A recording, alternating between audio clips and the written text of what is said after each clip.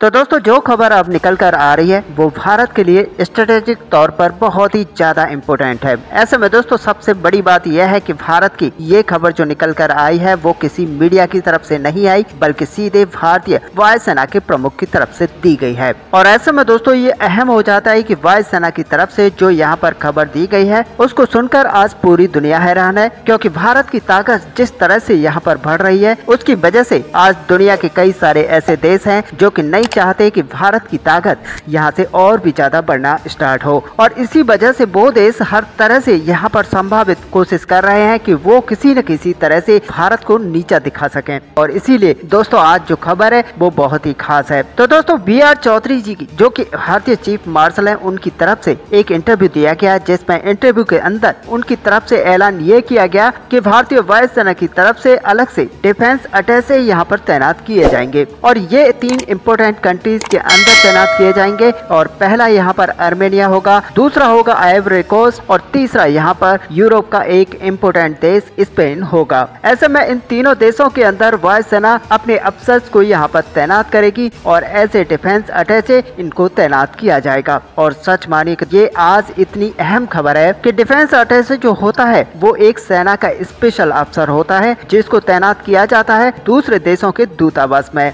और ऐसे में आप समझ सकते हैं कि श्रीलंका की राजधानी कोलंबो के अंदर भी हमारा एक डिफेंस अटैचे तैनात है। और ऐसे में इनका जो अहम काम होता है वो यही होता है कि उस देश के साथ अपनी वायुसेना के बीच में एक कनेक्शन बैठाना, और दूसरा सबसे अहम जो काम होता है वो डिफेंस एक्सपोर्ट को बढ़ाना, यानी कि भारतीय हथियारों को ज्यादा से ज्यादा बड़ी मात्रा में उस देश को सेल करना। और ऐसे में भारत जिस तेजी के साथ अपने वायुसेना के लिए हथियारों को बना रहा है, अब यहाँ पर समय आ चुका है कि DRDO HAL मिलकर दूसरे देशों को अपने डिफेंस के एक्सपोर्ट को बढ़ाएं। और यहाँ पर देखा ये जा रहा है कि डिफेंस अटैचे बढ़ने की वजह से यहाँ पर भारत अपने डिफेंस के एक्सपोर्ट को बढ़ाना चाहता है। और सबसे बड़ा जो रोल होता है इस डिफेंस अटैचे का वो यही होता है कि दूसरे देश को अपने हथियारों की जानकारी देना और साथ में उनको यहाँ पर कन्वेंस करना अपने डिफेंस के हथियारों को ज्यादा से ज्यादा बड़ी मात्रा में खरीदने के लिए। और ये वहीं पर तैनात किए जाते हैं जिन देशों के साथ भारत के रिश्ते अच्छे होते हैं और ये लग रहा होता है कि भारत इन देशों को बड़ी मात्रा में डिफेंस का एक्सपोर्ट कर सकता है।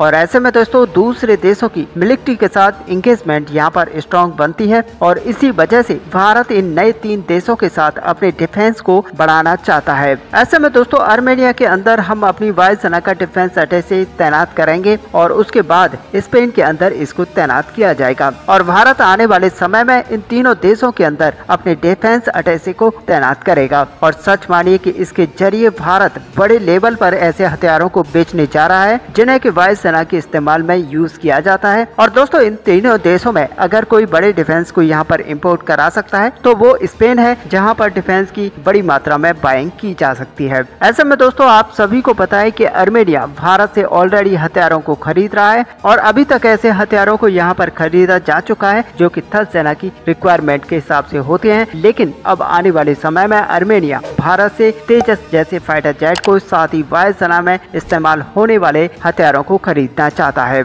और इसीलिए यहाँ पर आप समझ सकते हैं कि डिफेंस का अटैचे यहाँ पर क्यों भेजा जा रहा है। और उसी तरह से दोस्तों देखा जाए तो स्पेन के अंदर भी हमारे एक डिफेंस अटैचे को यहाँ पर भेजा जाएगा। और इसका पूरा जो कारण है वो यही है कि स्पेन भी बड़ी मात्रा में वायुसेना के लड़ाकू विमान और हथियारों को यहाँ पर बाई कर सकता है। ऐसे में दोस्तों इस पूरे टॉपिक को लेकर आपका क्या व्यू है, आप अपना व्यू हमें कमेंट पर लिखकर बता सकते हैं। साथ ही वीडियो को लाइक और शेयर करना ना भूलें। मिलते हैं नेक्स्ट वीडियो में, तब तक के लिए जय हिंद।